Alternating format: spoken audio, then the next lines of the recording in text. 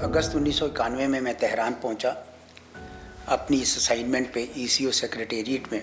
थोड़े ही दिनों बाद उनके सेक्रेटरी जनरल ईरानी थे, वो मुझे साथ ले गए तुर्कमेनिस्तान।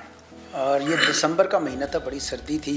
और जिस एयरपोर्ट पे हम पहुंचे बस 2 किस्म की पीले रंग की बोसीदा इमारतें थीं। मुझे कई बार ये मौका मिला कि मैं ताशकंद से जाऊं बुखारा और शहरों में, तो मैंने देखा कि वो बेचारों के पास कोई और सिलसिला नहीं था। तो अंडर सोवियत यूनियन वो कुछ नहीं कर पा रहे थे। मैं उन ज़माने में फिर अक़वाम मुत्तहिदा चला गया था, वहाँ में कोई 6.5 साल रहा और मैंने उस क्लैश को होते देखा जिसमें अहल मगरिब जो है वो अपनी इक़्तिदार आप पे सौंपना चाहते थे। जब ये 97 में ख़त्म हुआ मैं ईसीओ तेहरान का की ज़िंदगी, तो फिर मैं इस्लामाबाद वापस आया। मैं उस वक्त फॉरेन सेक्रेटरी ऑफिस का डायरेक्टर था, जिसका मतलब ये होता है कि वो सुई का नाका है जिससे सारा धागा गुजरता है, तो आपको सारी मालूमात हर वक्त रहती है।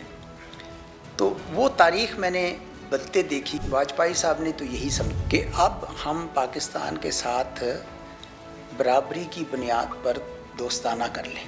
अच्छे एग्रीमेंट हुए, मैं नेचुरली उनमें शामिल था। एक लाहौर डिक्लेरेशन था जो सियासी तौर पर हम आहंगी से मुतल्लिक था, और एक न्यूक्लियर एग्रीमेंट था। मेरी ड्यूटी सीक्रेट सर्विस के साथ थी, उनके साथ साथ लिएज़ॉन करने की, इसलिए मुझे करीब से देखने का मौका मिला उसको।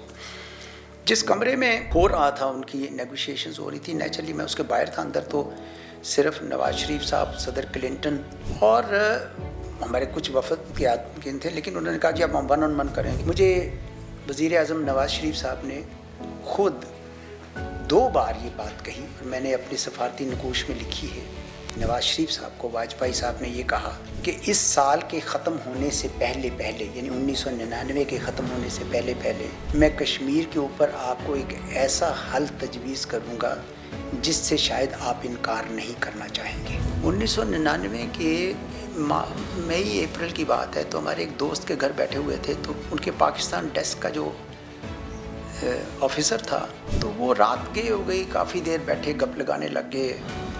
तो उसी में उसने मुझसे सवाल पूछा कि आप भारत को आज से 10 साल बाद कहाँ देखते हैं। ये 1999 की बात है। तो इससे पहले कि मैं जवाब देता, उसने कहा हम उसको बहुत आगे देख रहे हैं और बड़े अफसोस की बात है कि आप उसको नहीं देख पा रहे हैं।